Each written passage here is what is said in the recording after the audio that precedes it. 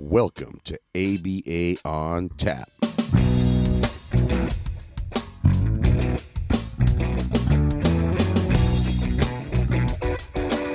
I'm Mike Rubio with Dan Lowry.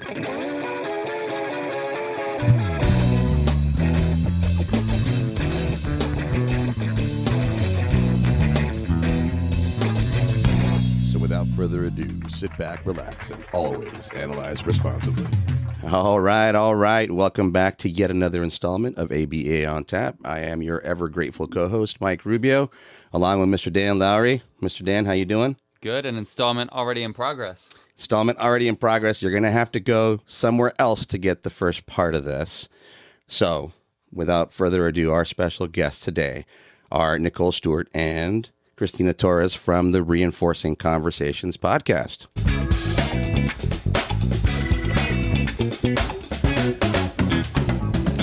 All right. So you could hear that maybe? Are you dancing? A little bit. We got a little jazz music. Okay. The house band. I wanted to know, this is like the first question I had for you guys. Oh, snap. Where did you get your intro music? Did you do it yourself? And you mean for the whole episode? Like the very beginning? So I don't know how long you've been listening, but it recently changed. This season, we have a new intro. Okay. Before that, I put it together on GarageBand. I just pieced it together. Very impressive. Yeah. But I'm very proud to share. I'm so glad you asked this question. The intro music now is me and my son. Aww. Yeah, I play drums. I've been playing for a long time. And for as long as my kids have been alive, I've always had some sort of back line in my living room, meaning drum set and amps and basses and guitars, and it's in my living room now. So when he was about 7, he finally took to it, and he's a really accomplished guitarist, but can play just about anything with strings or that makes a sound. He just picks it up and does it. And I was after him for a long time because it was like, dude, please help me redo this intro music. Mm-hmm. And he was busy, and he's got his band, and But we finally got it done, and I'm super stoked about it. It was actually a minute long, and people were like, "That's too long for an intro. You're gonna have to chop it." So it was much more self-indulgent. Yeah, maybe I'll share that with you. Yeah, I did. Yeah, I would love to hear it. How old is your son now? He's 20. Oh. Yeah, and I can talk about him all day. He, as a parent, I just went through the first experience of having a child move away, which has been interesting. Mm-hmm. And he's doing great, but it's been great to see him grow, to see him just develop as a musician. And I think if he wants to pursue this, he can. I mean, it's always a long shot, no matter how good you are. Right. But he's certainly garnering all the right attention, and all the right people are talking to him and his bandmates. So they just opened up for Yachty. So they just played their biggest gig, which was at the UCSB, University of California, Santa Barbara, indoor arena, which is 6,000 seats. And they opened up for Yachty, who's a much bigger rapper artist that I didn't know until he introduced me to him. But so that's where he's at. Amazing. Yeah. That's so cool. Living his dream. Living my dream, his dream. My older brother's dream. Yeah. Everybody's dream. I used to play. Used to be a little more active here in the early 2000s in San Diego. So he was raised on music and rock and roll. So he took to it. And I thought my other child, my 16-year-old, my daughter, when they were in elementary school, they had a little kids band. They were called the Accidental Green Bean. And they used to play these gigs. I thought for sure they were going to be a little duo, but she dropped off from that. We'll see. We'll get her back in at some point. A little Seven Nation Army kind of thing. Yeah, she does show choir, so she's still singing. We'll get her back in the mix. She can do some backup vocals. Yeah, for sure. Harmonies, things like that. I don't know. I'm just saying words. It's so interesting. She's I don't know if she lacks confidence or she gets a little bashful, but all her brother and I want when we jam is for her to come grab the microphone. We're always like, just come sing with us. And she won't do it. So his daughter just got her license last week. Oh my and gosh. I remember when his ex-wife was pregnant, because he used to work with his ex-wife who I worked with at that company. And I remember when she was pregnant with his daughter. So I can still only see her as this little baby who used to walk around the office, who apparently now is old enough to have her license. I know. It's crazy, isn't it? Just how quickly this life goes. The day, like when people say the days are long, but the years are short. Oh, man. It's crazy. Never a truer sentence of parenting. She just took the car out for the first time, at least our car, out for the first time last night. So, I mean, she's newly licensed, like last week or something. So, yeah. She was like, yeah, can I go to a sleepover? Yeah, can I take the car? It's like, you're going to take the car all night. Okay. Okay, I guess that's okay. Sure. Yeah. I think it made it back safely. She might be roaming around out there. I Oh. think. Yeah, I think that it was hammering next door. Legit. She knows we're podcasting. Why is she hammering? I don't know. Teenagers, right? Do you ladies want to maybe introduce yourselves to our audience? Oh, yeah. We had a Please. great conversation back on the Reinforcing Conversations podcast, right? Did I say that right? Yes. Yep. Reinforcing Conversations podcast. We'll link you in our description as well. Hopefully you all can hear that. Nicole and Christina, would you ladies mind telling us, our audience, a little bit about yourselves? Yeah, Christina, you want to go first? Sure. I'm so excited to be here to share communities. Woo! I'm such a Thank you. community girl. So I'm Christina. I have my own platform as well. It's called ABA Made Easy Online. I do a lot of dissemination, mentorship. I do a lot of live shows on Instagram and on TikTok. And I'm really passionate to empower BCBAs to go independent and help support the future leaders of our field. Excellent. Yes. Right on. Yep. And I'm Nicole, and I do some things on social media, but nothing like Christina. But I do a lot of dissemination on ADHD and how we use ABA for ADHD, and then workshops, trainings, lots of different things for organizations, really bringing awareness. Even if you work in the medical model and think that you mostly see children with autism, the comorbidity between ADHD and autism is like 50 to 75%. Sure. So you probably have a lot of kids with ADHD, and when you don't realize when you don't know what you don't know, Mm-hmm. you don't realize that you could be actually harming these kids. And so I feel very strongly about people better understanding ADHD in our space, whether you work in autism or whether you're looking to expand into a different diagnosis and a different way of delivering ABA. And then I also do some training things, and I teach at Hunter. And I connected with Christina a few years ago because she was looking for someone to pick their brain about being independent. Yeah. And then I saw her explode on social media, and I was like, man, look at this girl go. Like, I meet with a lot of different people who are like, maybe I'll go independent, maybe I won't. And Christina was like, psh, like a rocket. And I was so inspired by her journey that we started collaborating on dissemination of ADHD. And then we just really enjoyed talking to each other. And we thought maybe other people will like listening to us talk to each other. So we started our own podcast. Nice. And you ladies are 2 seasons in, 21, 22 episodes. Is that correct? Yep. Yeah, so we're recording our 3rd season now. I think you guys, this is our 5th, will be like our 5th or 6th episode of our 3rd season by the time these are released, which actually we'll have to coordinate. I didn't think about that. Oh, yeah. So talk to us about the learning efficiency here. Like if you think back to episode 1 and the mic setup, I mean, what have you guys learned? Because I understand our own progression. It's, if I hear back to like season 1, we just re-released at the end of last season. We needed to cover some ground. So we re-released our first episode, and I just happened to go back and listen to it. I'm like, oh my God, I sound terrible. Like, I'm not saying that I listen now. I'm like, oh, I sound great. But you develop a flow, and the ums, for example, maybe I've gotten a little better at the ums. Okay. But yeah, I mean, tell us about your progression here. What do you guys just say think? maybe I've gotten better at the ums? Right. Exactly. Well, exactly. Pun intended. I'm very. I mean what I say, Dan. Go ahead.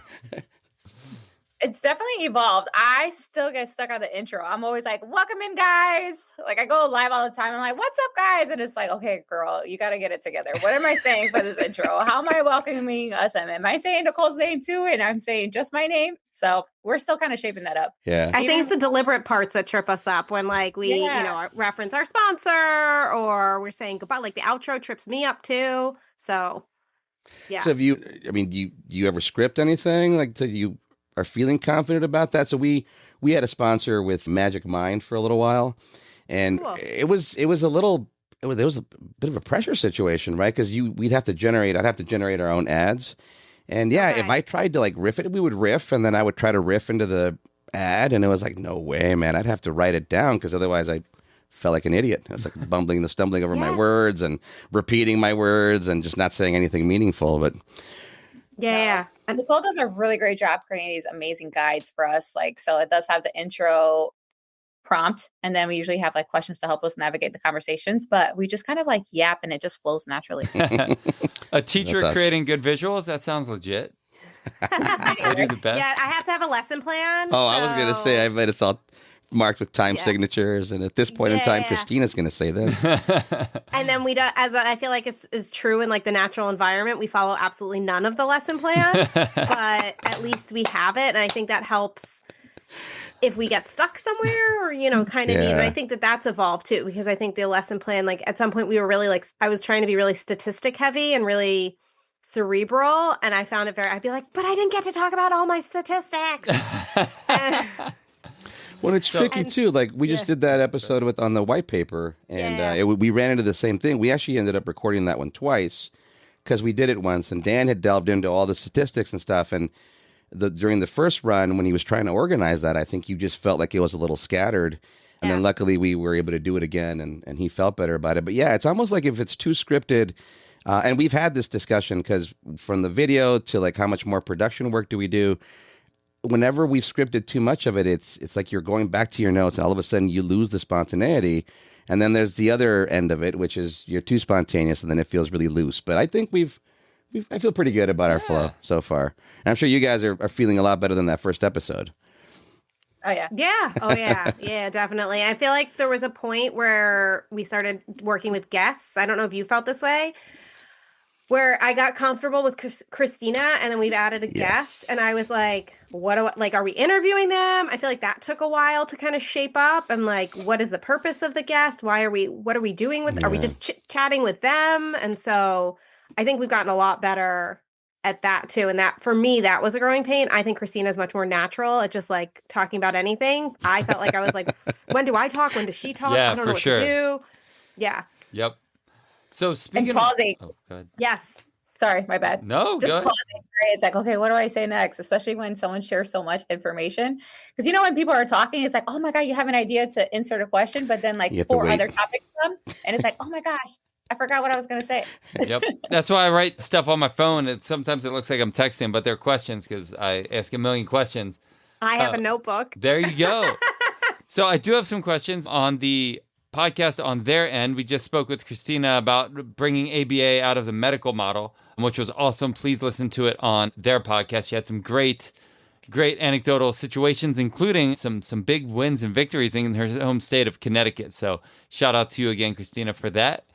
I have some questions for you, Nicole, you talked about the low dose model and the ADHD. But before we get there, I want to ask both of you ladies, maybe just a little bit of your origin story. So Christina, how did you get to being the BCBA and like where you are now? And then Nicole, kind of the same thing, because I'm sure none of you when you were in like elementary school were like, I want to be a BCBA. Mm-hmm. So how'd you get there? Yeah, I feel like this is a story similar to so many, right? It was all by accident. Mm-hmm. Like my undergrad is actually in criminal justice.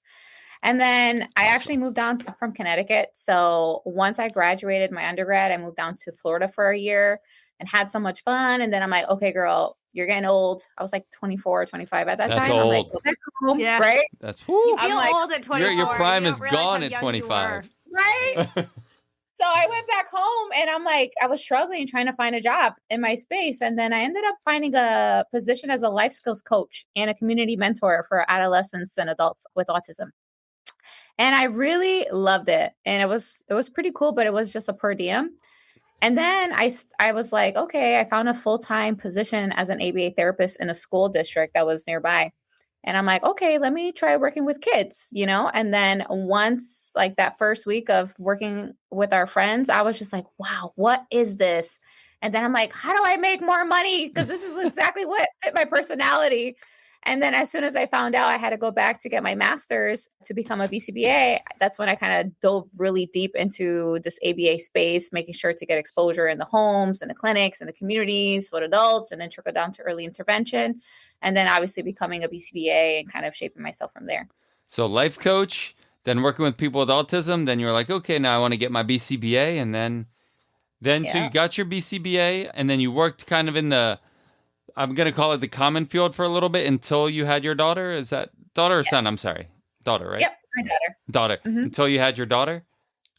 Yes. So I was in the field for about like eight years when I became a mom, and I shared on our episode earlier that I had my daughter at 25 weeks.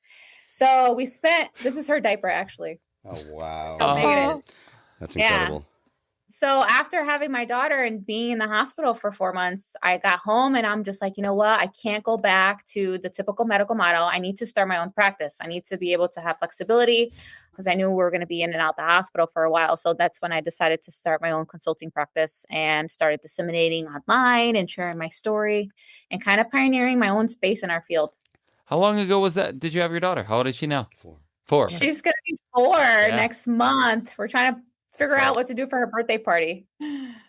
But yeah, she'll be 4 next month. 4, so you've been doing Keep it your as own simple thing as for you can. 4 years. Yeah. Good for you. It's going to be 4. ABA Made Easy is going to be 4 in October.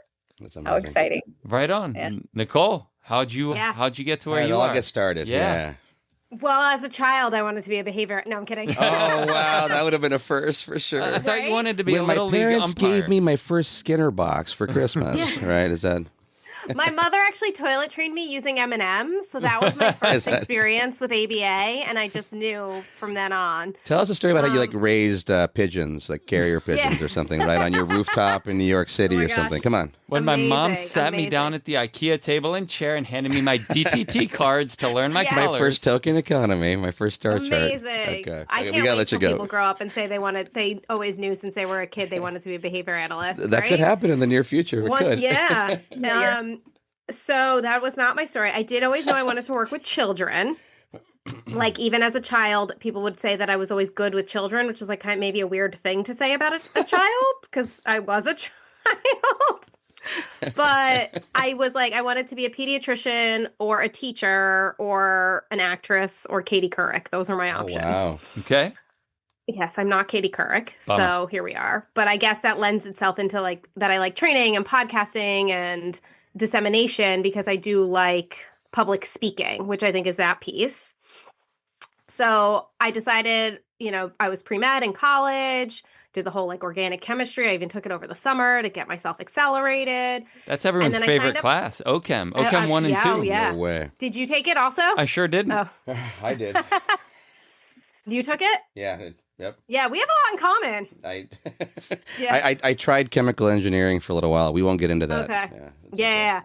Yeah. I like really love science. I love how it makes sense. I've always been a science person. My brother's a lawyer and he was the history person. And I've always been into science to the point where my parents did a really good job where I didn't realize how rare it was for women to be and girls to be interested in science because they did such a good job encouraging it and normalizing it. Oh, wow. And just being like, yeah, cool. You want to go to like a math tournament? Great.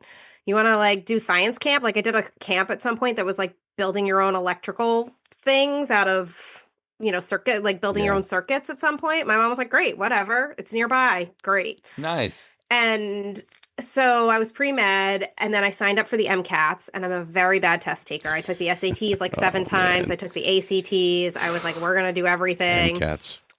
And I think the MCATs freaked me out. And the whole idea of like, it's going to take me another 10 years to get there. And I don't even really know where I'm getting to. And I don't know if I want to do this. Kind of like, existential crisis at 20 or 21.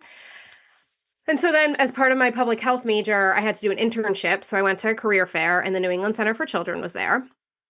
And I was like, oh, cool. School for kids. That's cool. I'll work at the New England Center. I'll do an internship there. That sounds great. And my first day, I was like, this is it. This is what I'm going to do. This makes sense to me. It's like, I still know the like exact moment that I saw one of the kids that I worked with. And I was like, can I work with that kid? I want to work with him. And he was like one of the more challenging kids to work with because he had a lot of what we called back then non-compliance, but now what I would call is like withdrawing assent, where he would just lay on the floor and refuse to work. Sure. And that's really hard for a new person and really not reinforcing when you haven't been in the field for very long. But I was like, I want to figure this kid out. I want to understand. I want to get him to like me and I want to get him to want to do work. And like, I want to work with this kid and figure this out. So almost like a math problem. Yeah. Yeah. I feel you. And so I interned there, and then I worked there after graduation, and they offer master's programs. So now it's completely subsidized, where they pay the entire cost if you work there. When I went there, you had to pay $200 a course. So my master's was $2,000. It's like 10 courses. Nice. And I got a master's in teaching. And then I worked in some public schools in Massachusetts. And then I moved to New York, worked in a private school that was very similar to the public schools I worked in Massachusetts. And then kind of moved up, and they started a center, and I became the clinical director there. And then I got really burnt out for reasons, we've already discussed about COVID and divorce and life changes. And I started my private practice and really dove into the ADHD space. And I'm really enjoying that space. That's so much similar to your story about like working in, because you worked at the school at Stanford and found the kid. It's a real similar story. So that resonates a lot, I think, with us, working, not even knowing what you're getting into and being like, oh, this might be it. Yeah, for sure. So you talked about, I'm sorry. No, go ahead. ADHD. That seems to be a big passion of yours. I could ask some specific questions, but let me just open up the door. What you want to talk about with ADHD, Nicole? I'm sure you got a lot. I don't want to limit your breadth we could of go in any direction. ADHD. What do you like? If you were to give a presentation, or what is most interesting? What do you find most fascinating? What do you think the listeners would like to know most about ADHD? Yeah. What's the particularities with that comorbidity, for example? Since we probably have a good audience in terms of understanding ASD. Talk about the comorbidity features, for example. That might be something that all of us can use a little enlightening on.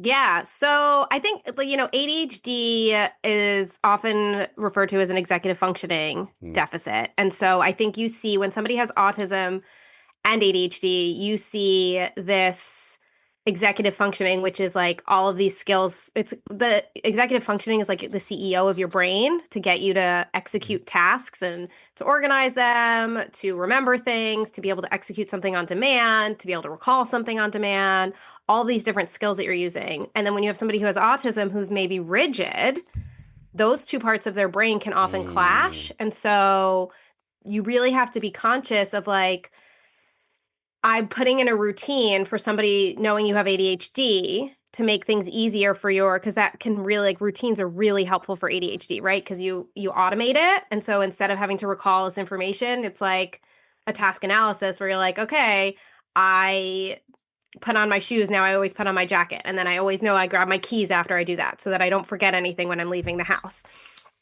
But somebody with autism, now you have rigidities. Mm-hmm. And if that routine needs to deviate, you might have behavioral issues or sensory issues that come in. And so like that can be really hard to understand when you're working with someone of like, how do I deliberately program these TAs to be generalizable and meaningful for this executive dysfunction, but also keep in mind that they need to be able to do this across many different contexts because they still also have autism. And I think like that's a way I really see it show up. That's cool. And a lot of like the task analyses and routines. And then I think also sometimes when the ADHD is really an issue, you see that impede on their ability to learn those tasks because it's so like, especially inattentive ADHD, I think I'm noticing a trend. I don't have any scientific data for this, but a trend where people with inattentive ADHD tend to have poorer executive functioning, whereas people who are more hyperactive, I see as adults, tend to have stronger executive functioning skills because I feel like it's almost like that energy, that hyperactivity energy goes into these coping skills of making lists and keeping myself organized and creating my routines and compensating. Whereas like inattentive, it's like, oops, I was supposed to get on the train. Like, so what's the difference between inattentive ADHD and ADD? So ADD isn't really used anymore. Like the DSM-5 got rid of ADD. So I guess that's the difference is that, they like to change the names. It's the two subtypes still, right? So it's just inattentive or hyperactive? Hyperactive, okay. And then there's combined. Okay. And so like both of my kids have ADHD, although my younger son's not yet diagnosed. I likely have ADHD. Sure. Christina. I feel like I probably do as well. Yeah. Christina? Yeah. What? Did you see? That's the inattention. It got her. I would say Christina's more hyperactive if I had to guess, right? Mhm. If I had to make a diagnosis, not that I'm qualified, as I always say Only to my when she's paying clients, I'm not attention. qualified to diagnose, but So what would you say, Nicole? Because I get this a lot from parents, same thing with autism diagnosis, right? Where people are saying, oh, like it's overdiagnosed, it's not really a thing. But more so actually with ADHD, people saying, oh, like they just need to learn to behave or it's not a thing. In my day, like people just didn't get the diagnosis, they just learned to behave. What are your thoughts on that? well, I think yes, and kids learn to behave, but at what cost to their, I think, to their Yeah. self-esteem. And there's a high rate of sexual abuse, alcohol abuse, drug abuse, unemployment, domestic violence, all of those things within the ADHD population. And I think that's, so maybe they're not like they were diagnosed later or they didn't receive proper treatment, but like those are all reasons I think to get diagnosed, because even something, I've done a lot of research on medication. My son is on medication. He's very open about it. ADHD medication, people are very hesitant to put their kids on medication because they're afraid they're going to be on it forever. But the right medication can actually lower your, and also like I was also scared of this, that if he's on Ritalin and he realizes he loves Ritalin, is he going to abuse Ritalin? Is he now going to like be like, oh, I need the Ritalin, I have to have it? And they actually find that people who take stimulants as they need it and appropriately, it lowers their risk of drug and alcohol abuse in the future because they're using it as they need it and appropriately, as opposed to like a reacting to a bad situation. That's really interesting. Yeah. The medication part. So you had to buy into it, so to speak. You were hesitant at first. Yeah, I had a whole existential crisis.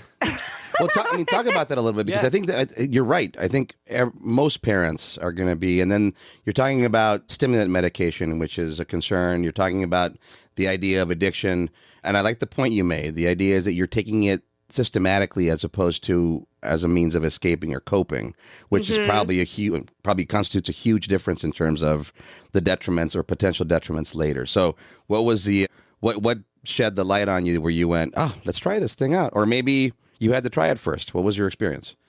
Well, it's kind of like the same. Well, so he was not diagnosed with ADHD at first. So he was diagnosed, classified as gifted and anxious. And then the anxiety started really impeding on his sleep.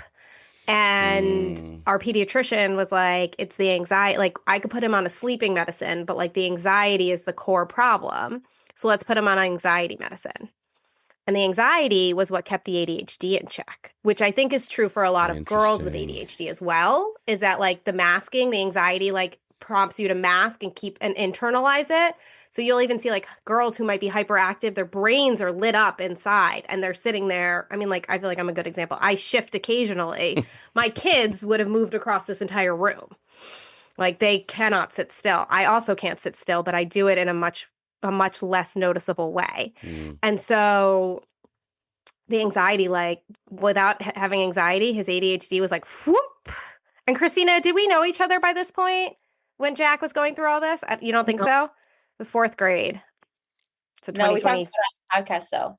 Yeah. And he's talked about it. He's very open about it. And so we went, I knew immediately. I was like, this anxiety medicine is not working for you. Like within a week, I was like, this is not working. And I kept like, no, you got to trust your gut. You got to go, like, you got to just wait. It's not even to a therapeutic level. You got to keep going. And I was like, this is not going to work.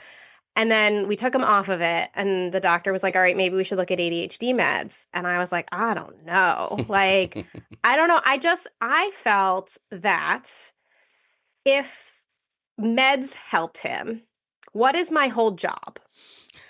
If I'm doing behavioral therapy and teaching kids coping skills and emotional regulation, but he needed meds to do that for him, what am I doing personally and professionally? Wow. Like, and so it like put me in a weird headspace where I was like, but I shouldn't not put you on meds because maybe you need them. Right. But like, is this now going to like upend me? Interesting. Some Because cognitive dissonance coming in there for sure. Yeah, I know. And I was like, I don't know what to do with this. And then I was also just very nervous to put him on another medication after like the Zoloft was such a disaster. And so I made a data sheet and I took data on him every day for 2 months.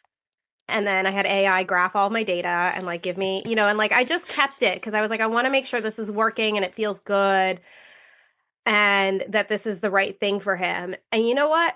It helps, it reduces his cognitive load during the day so that he is less reactive and more able to access the tools that we have worked on for years. Perfect. And that's what medication does. But without medication and mommy's emotional boot camp for years, he wouldn't be the same. And I feel like it allows him to develop his self-esteem, and it like takes the edge off for him so that it's not like, oh, by 8:45 in the morning, he's now been reprimanded by me and his teacher, and a friend has told him to be quiet. And this person, like, he's not getting as many corrections. He's not working really hard to hold himself together. It's less friction in his life. And I don't know, like, yeah, go ahead. No. I mean, it gave you more to reinforce, I guess. It made things more accessible for him, but for you, too, as a parent, to be able to go, yep, let me reinforce that behavior and that behavior and that behavior, where maybe he wasn't admitting those necessarily. I work with a client, and for some reason, the parent, I think we've had good discussion on medication. And one of the things that I like to talk to people about is side effects, like therapeutic effects of medication, are things that we can reinforce and or discourage. And a lot of times I think, like, almost like you started discussing it, we think about it in isolation, where they're going to take the medication and that's going to fix everything. And then what did I do behaviorally? And it's like, well, I recently had this discussion where a kiddo changed medication, and Mom's like, yeah, it's going great. He's so agitated, but he's asking a whole bunch of questions. And I'm like, and that's annoying to you? And she's like, it is. And I'm like, but he wasn't asking them before. He's seeking information. And she's like, yeah. Oh, and I'm like, so just answer as many of them as you can. And then at some point teach him that mommy needs to take a break from the questions, and then, have him write them down or whatever it is. But I like the way you describe that, because I think we do tend to think about it as separate, and we forget that that medication is going to lead to some sort of behavioral outcome that we can reinforce, and then it kind of works together. So yes. Yeah. Neat stuff, man. Yeah. What a good progression for you and your son, and now he's killing it on the baseball field. He said 2 doubles today. Is that right? He had 2 doubles today. I know. I'm so proud of him. And he's just... That's killer, I will man. say baseball, and like, I don't know how many parents listen to your podcast, but for parents who listen to it, my number one recommendation is find the things that your kid loves, because especially if they have ADHD or autism or any, need, because he is much more willing to, and I see this with my clients too when I give this advice, they're much more willing to overcome these hard cards that they've been dealt when it's in the name of something that they love. And so I see like his empathy build, his self-control build, his, because it's like pairing, right? Yep. Like you're pairing these hard skills with this environment that you absolutely want to be in and show up in. And so, like how he works for his teammates and his commitment to his team, all that stuff, those are lifelong skills that he's going to have and that he's learning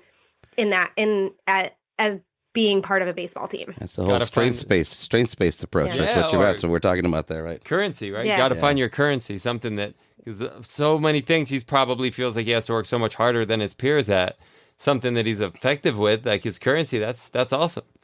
Mm-hmm. I have a question for Christina here, and hopefully it doesn't get too personal, but your experience in the NICU, that's fascinating, behaviorally speaking, and so many other levels. But I guess what it makes me think about is often, one of the obstacles that we face when we're providing treatment is we're very much expecting in vivo contingencies to occur as we plan them, meaning I present something and then there's your response, and then I can consequate that response, and so on and so forth. For you as a parent in the NICU, you had to do a whole bunch of things without necessarily getting any feedback in return. Is that fair to say? I don't know if you care to share about that experience a little bit. I mean, there's so many things that, in terms of handling, touching, managing, just things that weren't necessarily leading to any immediate response, but you had to trust the process. Yes, absolutely. So which is a little crazy, a little backstory. I had a friend that actually had twins maybe like 3 years prior. So I was already exposed to the lifestyle of the NICU, of understanding like this is just temporary, right? So when it happened to me, I understood like, okay, we don't know when she's coming home. I understand the process. She was so fragile. I actually had to wait like 2 weeks to actually hold her for the first time because she had to be in the incubator and then like schedules of reinforcement, right? So every 4 hours is when they do the care times where you put your lift her up like this and then they weigh her and then you could change her little diaper. So I knew like, okay, every 4 hours was an opportunity to really feel like a mom because really you have to just kind of like, it's like set it and forget it. They got to grow, right? There's really not much you can do. So and also too, like, you know, in that type of setting, it's almost like, you know, like we were at Yale. So there was over 100 nurses. So, you know, and this is just routine for them coming in, doing the checkup. So for the nurses, she's just like another client, right? But to me, it's like, oh my gosh, I wanted to make sure I had the primary nurses. We had 2 nurses that I knew that I trusted because they would always share and like discuss things. But then, you know, with the nurse's schedule, they work 12-hour shifts. So they're working for 3 days and then you're gone for 5. And it's like, oh my God, you know, but I did a lot of, you know, I had a calendar that would help me go through and I could measure how many milliliters and how many ounces was she weighing every day. Talk about data tracking. Yes, to kind of reach these little NICU milestones to really help me go like get through it and just to be strong for her. And then like when she would hit little milestones, they create a little like, you know, really cute art project like, oh, hit 1,000 kilograms or first diaper or first outfit or first bath, you know. So it's really cool to kind of see the progress. But also too, you know, it was great that I was kind of keeping record and data because I would be able to kind of share my concerns. Like I remember one time she gained a whole entire pound in a week. And that was not normal, you know, it's like, and she would actually behave different. I'm like, why? Like, you know, it was just unheard of. Like, how is she growing so fast in such a short time when we've been here for like 3 months and she's kind of gaining at a couple ounces a day? So it was really important to kind of take data and analyze and ask questions because it's so fast paced in the hospital. Yeah. You really got to advocate, even though if you don't know, it's like, you know, like, hey, can you let me know what's going on? Or, you know, like I remember one time her lungs collapsed and no one told me. And it's like, well, why is she acting like, oh, well, her lungs collapsed. So we have to put her under size so that she was like, well, who was going to tell me, you know? It's so customary to them in the NICU, right? Oh, yeah, this happened. It happens all the time. That's what we do here. A lot of delayed reinforcement for sure.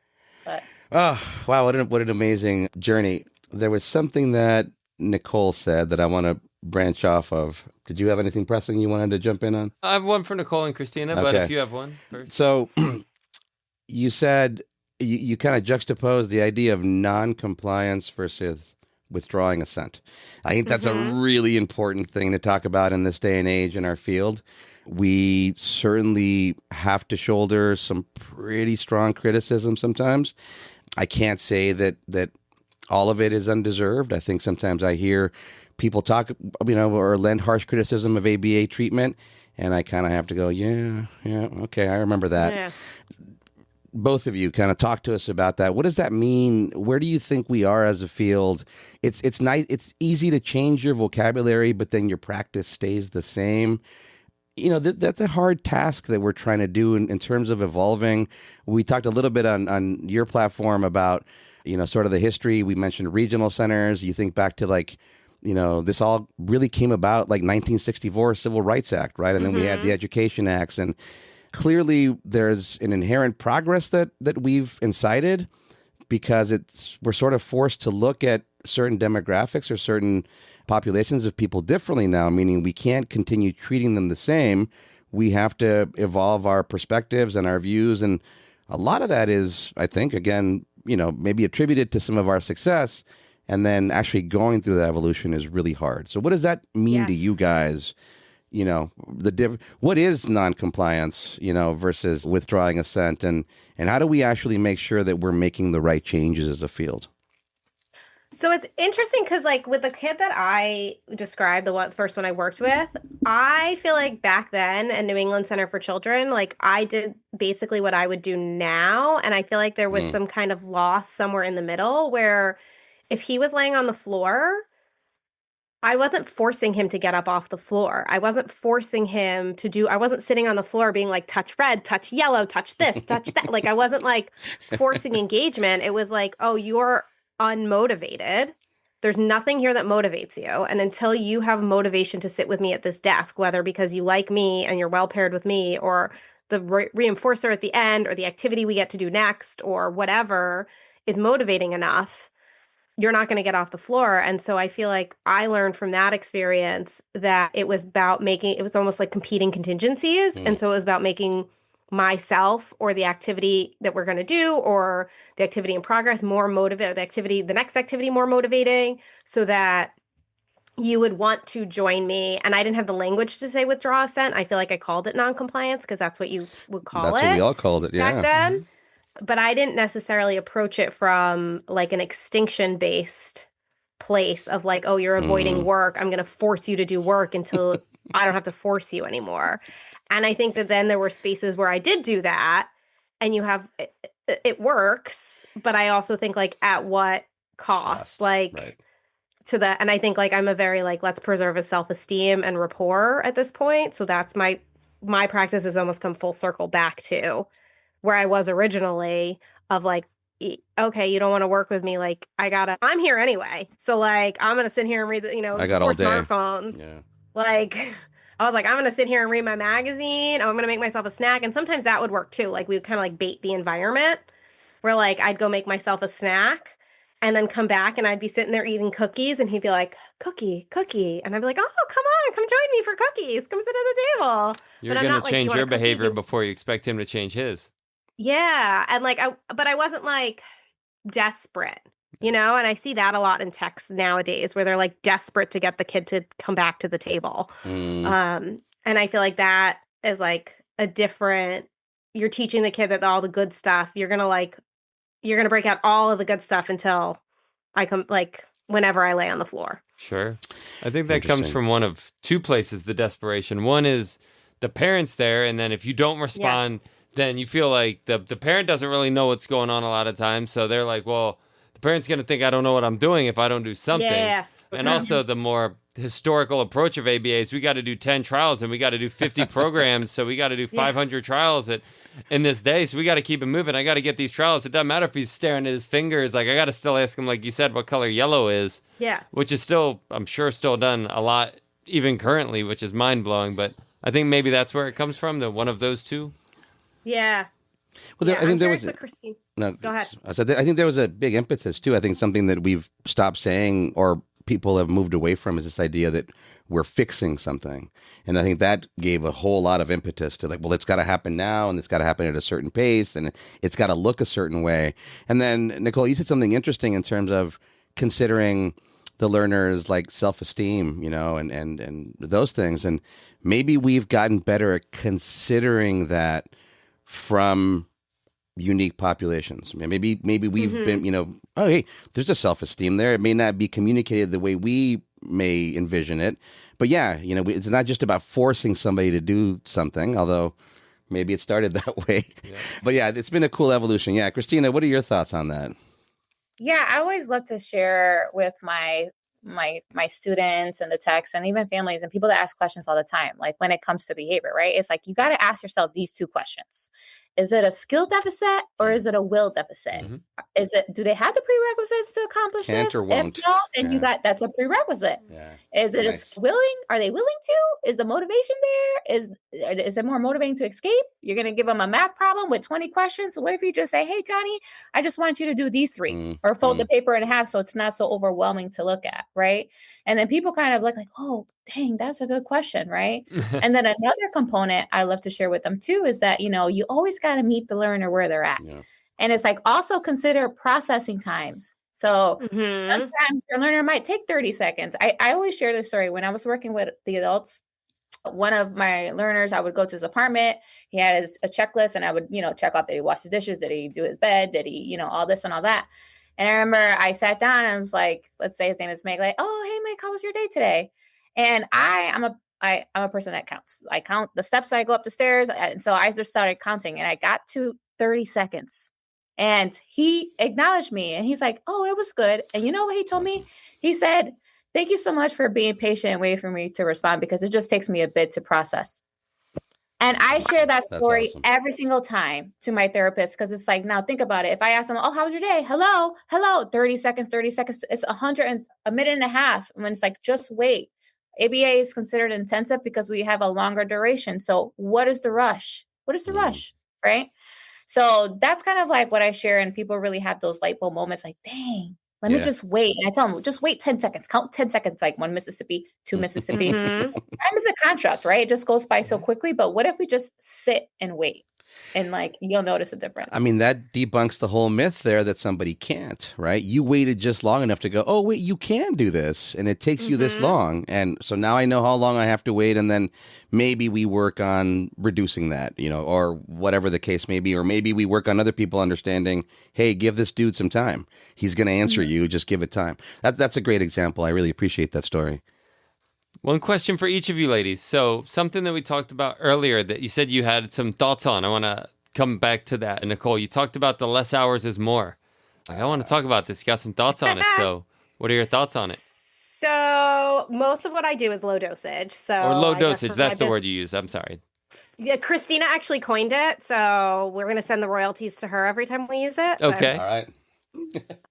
But most of what I do is low dosage. So working with kids 1 or 2 hours a week, or working with their families, doing parent coaching where the parents are then managing, whatever we talk about to implement. And they're not doing like discrete trials with their kids, but, behavior management or antecedent interventions, things like that. But I really felt open to it, not for my ADHD kids, but I worked with a kid virtually during COVID who was maybe 4 or 5, nonverbal, like mostly, non-vocal, and actually didn't have another way to communicate. So I guess nonverbal. And we worked virtual for 30 minutes a week because that's all his parents could afford. And we did this for a year. And by the end of the year, and then he had to transition to school. So it didn't fit in his schedule anymore. And by the end of the year, we could have a whole session, and he'd be like, hi, Cole. And we talk, literally, and he'd say I don't know if you guys have heard my cat meowing outside the door. I have not. But he would say, where cat? And he'd say, where Hamilton? He would actually we had this whole routine script where he would say these 1 to 2 word phrases. And then I'd be like, I'd turn my computer in different directions, and I'd be like, is Hamilton here? And he'd be like, no, try again. And we created this whole script, and then he was using this, the nanny would sit in on our virtual sessions. And so then she would carry over these things and do hiding games at their house and then expand the language. That 30 minutes was life-changing for them. He was communicating. He was able to communicate, but I got him to focus on very specific communication targets in this 30 minutes. It was a very predictable session. Every single time we did it, we did the same exact thing with the cats. And it worked. And he was not nonverbal by the end. And he was able to vocalize a lot more. And I just started with just modeling. And because he was interested in the cats for some reason, it worked really well. And it was 30 minutes a week. And that was it. And I feel like that's on Zoom with a non-vocal individual. That's amazing.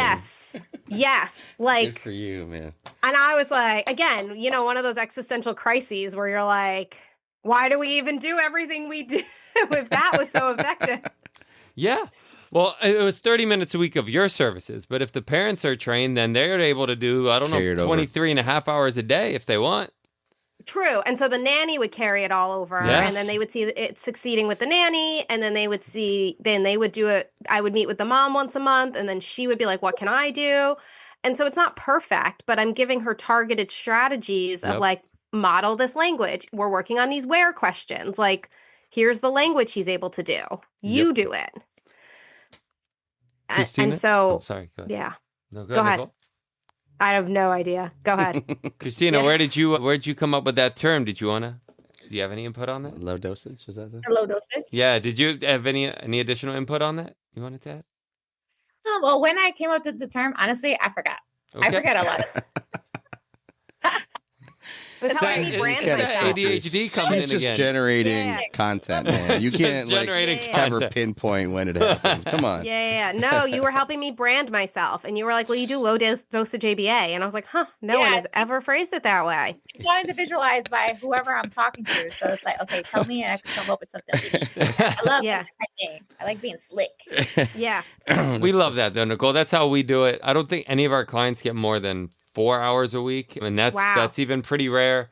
So we hear, sometimes we'll get patients call us and they'll be like, well, this clinic said I have to do 25 hours a week or I can't go to their clinic. Yes. Are you going to make me do 25 hours a week? It's like, how do they know that your child needs 25 hours a week before they even meet your child? Like, what is that? Well, they do. Their minimums. Yes, exactly. Is that for your child's benefit or because is that the for research staffing? says, Dan, the research says, which is the Optum 25 article, right? hours, which is back to the white paper, right? Yeah, in 85, maybe that was the point. Let me ask this: where does the shift go into high dosage? Is that based on hours? Is that based on each individual learner?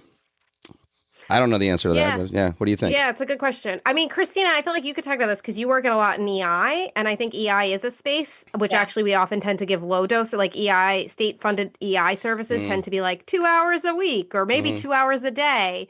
But I actually think you feel very passionately, Christina, about more hours for littler kids. EI being early intervention, I think. Yes. Yeah. Yeah. Yeah. Yeah, so I started with adults and trickled down to early intervention, and especially like as soon as they age out of the birth to 3, like I was mentioning before, right? From birth, once you get a diagnosis at 3, you go to the school district, and then you're in school, right? Monday through Friday from 8:30, 6 hours a day. And a lot of our learners, especially at that age, they're all struggling with attending, sharing, emotional regulation, FCT, right? Being flexible, transitions is another huge one. So I think it's one of the things that I'm really passionate about is early intervention and knowing, like I mentioned before, like it is considered intensive because we have longer duration, right? So like we do have 25 minutes to help a learner regulate their emotions because the tower fell during blocks. We can practice sharing, especially with being able to help them kind of build that stamina to attend for 10 minutes of circle time or attend to an activity and engage in arts and crafts so we're not feeling rushed, especially having like that one-to-one support. So I'm definitely a fan, especially around that age of, if they were going to be in a school setting or at daycare for 40 hours a week, kind of being able to kind of customize a plan that supports them to give them those prerequisite skills to practice all those essential skills that they're going to be needing once they are streamlined in the classroom. It's definitely meeting it where they're at, but I'm definitely a fan of more intensive therapy early on. And I like your sort of rebranding of the word intensive there. I think people automatically think a high amount of hours, and you're saying, well, we might have that, but more than anything, we can take the time to sit back and focus on very specific. I really like that. That's really cool. Yeah. I think that's a better way to look at it. Yeah. Because think about it too, especially in the school, they have service providers. They got speech on Tuesdays for 30 minutes. Well, guess what? It took 15 minutes to transition to your classroom, and now they're having a tantrum. And now, guess what? Their time is over, and they're out of that their time. And they're on to the next class, right? So it's like, who's going to generalize those skills for a learner? I will naturalistically throughout their environment the 25 hours, 30 hours that we have them, right? We're going to practice 10 transitions and get you really good at this. That's so really you can good. speech. Schedules. Yeah.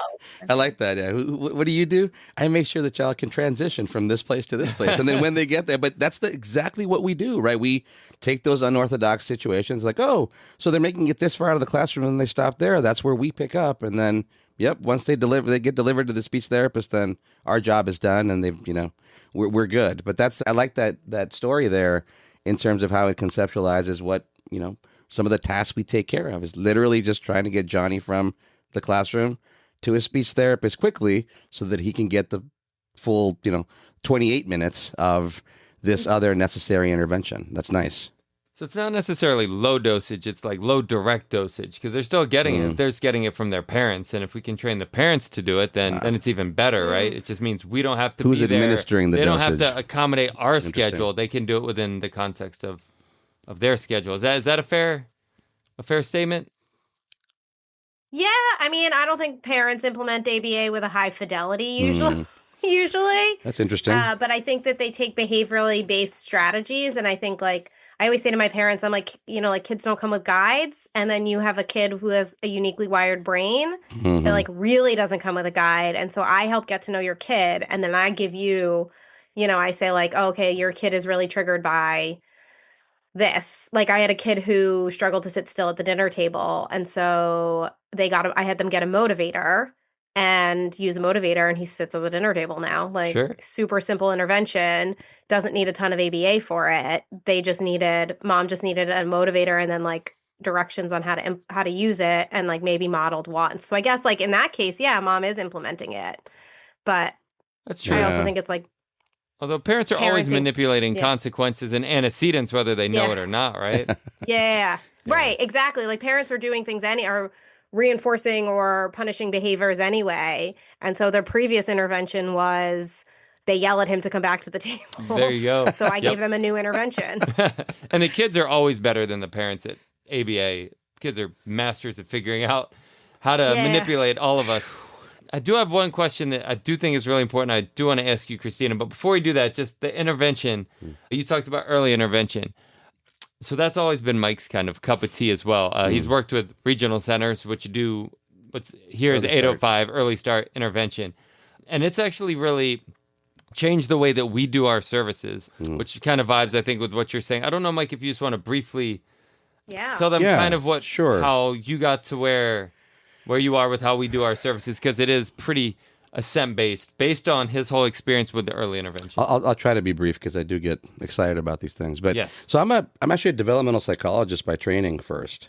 Oh. And I had early experiences professionally where I got to work in these idyllic laboratory schools where, I mean, everything is built in and around 2 to 5 year olds. And there's a lot of child directed approaches. So long story a little shorter, I became very interested in where that, I guess professionally I worked in that setting. I got very good at corralling the 3, 4, and 5 year old boys that work in packs and you know, they run in wolf packs and they're kind of destructive and they bother other people and they just kind of like working in groups. And for some reason they would gravitate to me and I could make them sit at snacks. So all my colleagues would be like, oh, you know, you might be good at working with kids with behavioral issues. Oh, okay, let me go try that. And I remember going from this idyllic laboratory school to now this non-public setting that was, you know, all treatment based. And just the stark contrast in the enrichment of the environment. And I knew why one environment was very barren. It's because kids were knocking things off and throwing them. So let's put these things away. And then now you've got this super sterile environment that isn't very enriched. And okay, so this is a stark contrast between the way we treat these kids and the way we educate these kids. So I've always, from the very start of my career, become very interested in trying to, I guess, close that gap, right? And early childhood is a really good place to do that for many reasons I won't get into. But I guess what we started exploring was the overlap between ABA early intervention and best practices in early childhood education. And what that led to was a lot of child-directed or client-directed approaches where we were waiting for those things to happen. And then all of a sudden, we could delve into something they were interested in and build that rapport. And then before you knew it, you're introducing new things and you're doing the more adult-directed piece. So I guess when we were doing that with our staff was a little skeptical at first, and then they really enjoyed it because it was almost harder for them to be spontaneous and impromptu as opposed to these elaborate plans that we can have in ABA where you've got your visual schedule and you've planned out this activity and you've already picked this stimulus for that activity. So there's very little wiggle room and it's very structured, which sounds very strong until that plan fails, right? So this other, shifting gears was like, yeah, well, you can actually just within reason follow the child. And then once they're interested in something, you delve into there and you build from there. So that led our staff to start asking questions like, can we do this with older clients, with adults? And so that, opened up that conversation. Well, yeah, very much the same. It's not us coming in with such an authoritarian stance to say, you're going to do what I say when I tell you, but it's coming in and saying, hey, let me connect with you. And then before you know it, we've got some level of collaboration where you are able to do these things that I've taught you that you weren't doing before, that now maybe make you more accessible to your environment because you're reinforcing to your environment as much as completing these tasks is now reinforcing to you. So it's been a cool progression. It is something I get very passionate about. And I know why we have specialized treatment, and no way am I being critical of that. But I'm always curious about not having it be so distinct for two different populations. And I think early childhood really lends to that because, it's a 3 or 4 year olds. You can kind of make things converge a little bit better as opposed to having highly specialized early intervention. It could be a little bit more like a good preschool program, and you're playing. It can be play-based and child-directed, and then you can get a lot of that the more structured learning tasks done as well, because now you've paired, now you've got rapport, you're reinforcing to the child. They know you'll give them access. All those things that we try to establish as part of our instructional control. Mm-hmm. No, I love that. I think another thing too, that's a big part, is that, you need to be intentional with the time and being mindful of manipulating the environment in a way that's going to promote learning and promote opportunities for our friends to be exposed to these, contingencies that's going to promote more learning and more curiosity, and like never stop building rapport with our friends. Like I have a learner, he's got a lot, oh, he's escaping demands. It's like, no, his body is telling me he needs to move. This is a friend for 12 seconds, That's right? awesome. And it's like, listen, I don't want you to see it that he's escaping. Like, no, his body is telling me, like, oh, I gotta move. So allow him to escape. Model on and say, oh, I need a break, right? And give him a couple seconds, and then we'll try to bring him back for this, right? Yeah. And then I was also telling, we have a couple new staff, and, one of our friends is a little bit more demanding, and like, you got to be on your feet and stuff. So I was just saying, like, I'm going to place, his program right here, and I'm going to start with his highly favored. He's hyperlexic. He loves reading. So watch me we use the First Work app. So it's a digital DTT. And so he's, engaged with his toy. And I was like, now I'm just going to place it here. And like, if he looks over, he's going to be able to actually transition to work without having me to prime him or anything. And they were like, oh my God, this is somebody that was working with a friend that can't sit longer than 12 minutes. And we just sat for 10 minutes without any hard demands. And he's motivated, he's engaged, he's complying, right? But it was all about helping her see things from his lens and a behavioral perspective to help her feel more confident supporting him, Yeah, that intentionality is so important. That's something that we talked about our previous company with the admin time. RBTs were actually able to plan for their sessions before they went out so they could be intentional. Even at our current company, we allow some, so they're still able to plan for it. I mean, that's not the norm in the field. Usually they have to, they only get paid for the hours they're directly with the clients. So there's no real planning. It's just go and do whatever, you can try to do in that session with no real intentionality, because you might still be getting over the client you had 20 minutes ago that you drove to the next client. Yeah. Yeah. And you know what? Also thing that I love to do too is like in the programs, I love to give multiple exemplars of what I know would count as a plus or a minus in their environment. So it's like, oh man, if he pulls your hand, if he points to the door, if he does this, I'm giving you all the ideas so that you don't have to think. It's like, I'm giving you 5 things. And then generalize those other 5 things. So if you see this plus, this counts, like helping them generalize outside of just one modality. That's and like they don't just have to mand for SDs you've presented either. They can just mand without any SD presented by the RBT. Imagine that. Yeah. That's always, I find so hard, where I'll be like people, I feel like a lot of people take away those opportunities because they just do things for our clients. Yeah. And I'm like, wait till if you give him a bag, don't then open the bag. See if he opens it himself or hands it back to you, or like, just do something. Like, I feel like there's like a lot of learned helplessness and like almost like pity for our clients, where people are like, I'm going to tie their shoes for them. No, wait till he asks to tie his shoe, or like indicates, even just holds up his foot, like some kind of indication or communication, or maybe he'll try and maybe he'll do it. Who knows? Like, I've had kids where I'm like, oh, look at you. You figured out how to do that. Imagine that. Yep. It's such an interesting dance back and forth between that. I mean, you want to be intentional, you want to be structured, you want to plan. And then what we're talking about here is a good part of that time that plan's going to fail. If it's anything we know about our learners, they're built to sabotage your better plan. And then you better have something. Yep. You better have something ready to then steer back towards your plan, or go, oh, wait, we can spend some time on that because that happens to be part of another program. And I think that's a real challenge, I think, in the field for any young professional in the field, to learn how to pivot and shift that way, learn how to do the shuffle and the dance, knowing that we can spend so much time developing these beautiful linear programs. And if it's one thing we know, is it's probably not going to look the way we envisioned it. There's going to be some circuitous roundabout way that we're going to get to that desired response. Well, I think that a lot of RBTs will plan, like, I'm going to run this, I'm going to come in and we're going to do a snack. So he's going to make a snack and he's going to do this, and then we're going to clean it up and da-da-da. And then like you come in and the kids already had a snack and they're like, I don't know what to do for these 20 minutes.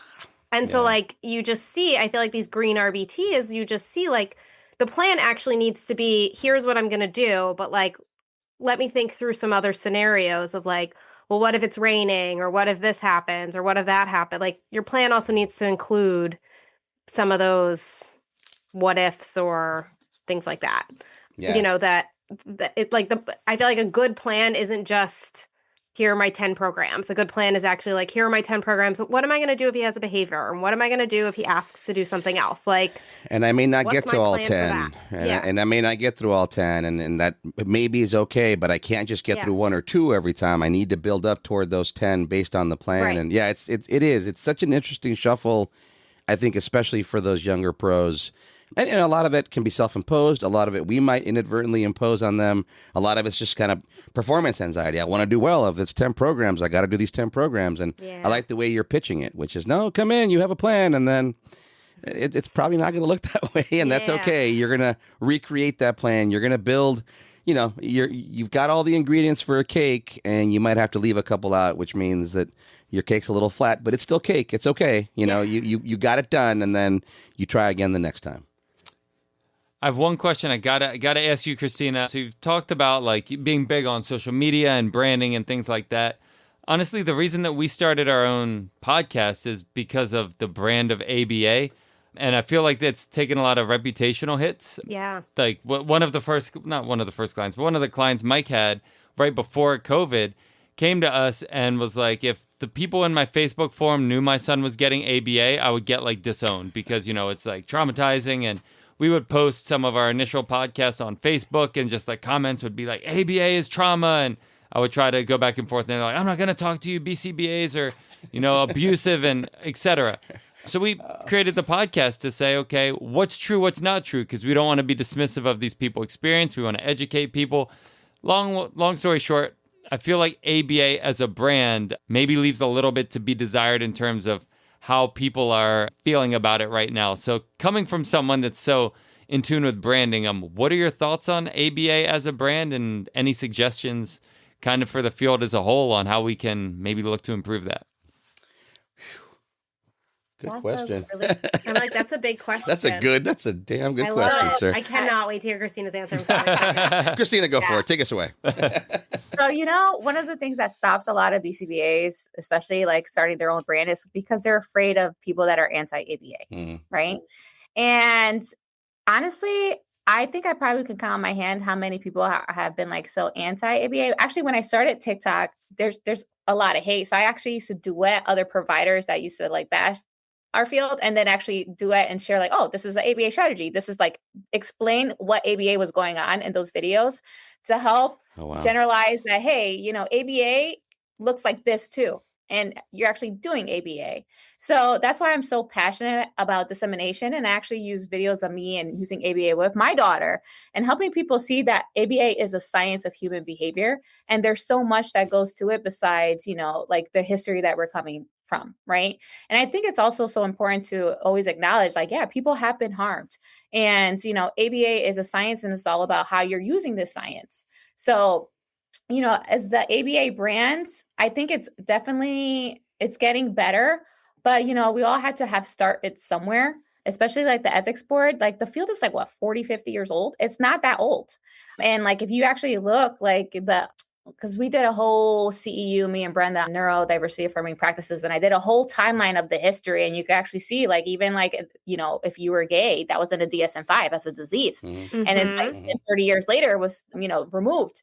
And then also neurodiversity affirming practices. This has been coined in 1990. It's 30 years old, but it kind of just started to kind of pop off recently, like 2 years ago. And I think it's very important for people to realize that change takes time, and we are literally in the middle of change. So knowing the information that we have right now is going to dictate and shape how the field is going to move forward in the future. So I think it's important to be aware of where the field has come, but also where the field has yet to go. So I'm a really big fan of ABA. I'm a little ABA cheerleader, and it's like, please share your experience.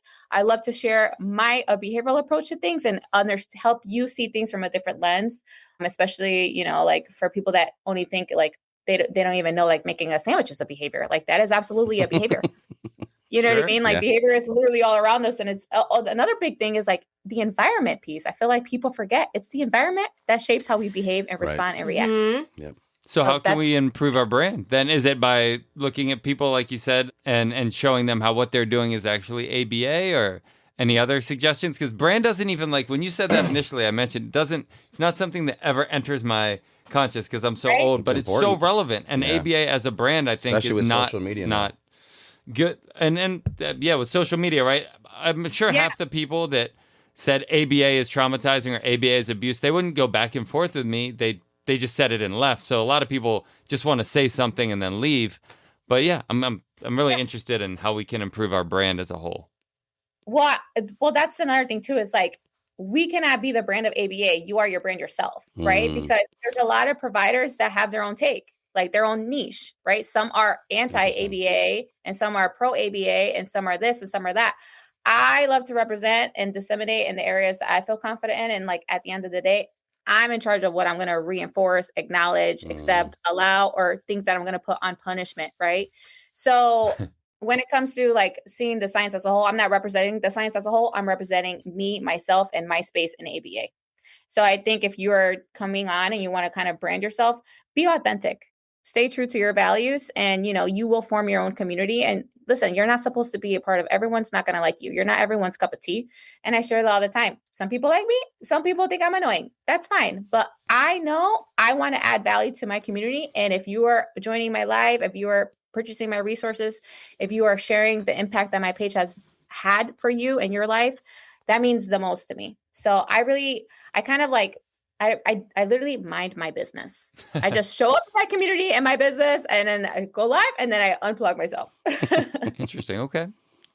Yeah. Nicole, you want to add to that? Yeah. The ABA brand. It's interesting because like I think that it's not a bad practice, but there are bad practitioners. And that causes harm. Like I said, like I feel like when you don't understand, which is part of our ethics code, like if you don't understand that a child has a dual diagnosis of ADHD and autism, or I work with a lot of kids also with I kind of work at like the ends of the needs of like kids who have ADHD and may appear typically developing, and then kids with rare genetic disorders who like may use walkers or, like may not be fully ambulatory or may have agenesis of their corpus callosum. So they actually have like brain malformations. Yeah. And so I feel like it's even as simple as that is like, if you don't take all of that into account, which I think ABA does not teach us, like ABA programs often do not teach us to take those things into account. Then you can cause harm. So if I'm trying to teach a child how to, like I had a kid with 2 genetic disorders, not 1, 2. And when we would teach him signs, he had to use signs that referenced something else. He couldn't just like, like all done or something like that. He could do like finished because he needed something to ground his movements. If I'm trying to teach him to say all done and he's not making progress, he's going to get frustrated, and that's going to be a bad situation, and that's going to feel traumatic for him over time if I keep trying to teach him these signs that he's physically not able to do because of his proprioceptive awareness. And so I feel very strongly like what I'm hearing myself say is that it's a training problem, and that I struggle with the fact that and this is my hot take, that the BACB keeps restricting like CEUs and things to behavior analytic content to a point where that could do more and more harm. And I think like a lot of I've always worked in multidisciplinary settings. I think there's like 4 of us providing ADHD training in ABA. So where do you think I learned about ADHD? Not in ABA. I had to go to psych programs. I had to go to social worker CEUs that I'm not getting credits for. And you have but that's how I had to learn about the neurobiology of ADHD, because you have to learn it. In order to practice with it, I have to learn it. And so I think it's a training problem that we have. And we need to be teaching practitioners to really understand their scope of competence and the risk of harm. Very much appreciate that. Before I ask him anything to plug, anything you had to...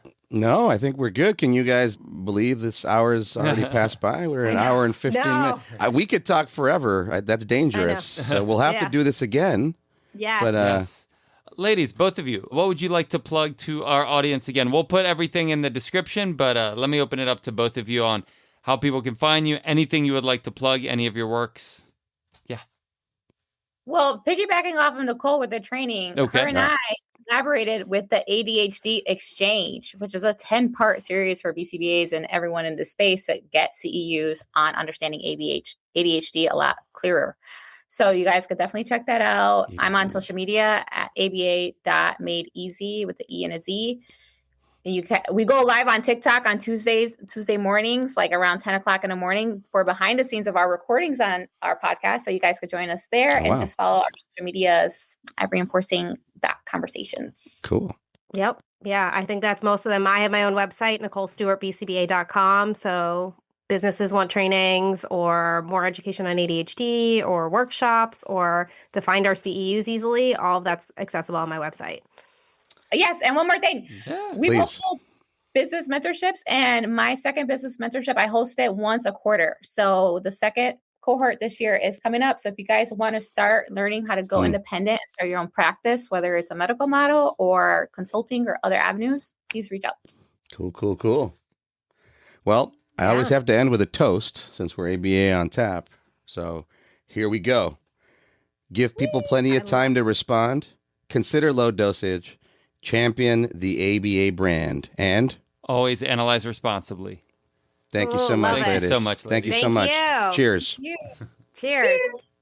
Always analyze responsibly. ABA on Tap is recorded live and unfiltered. We're done for today. You don't have to go home, but you can't stay here. See you next time.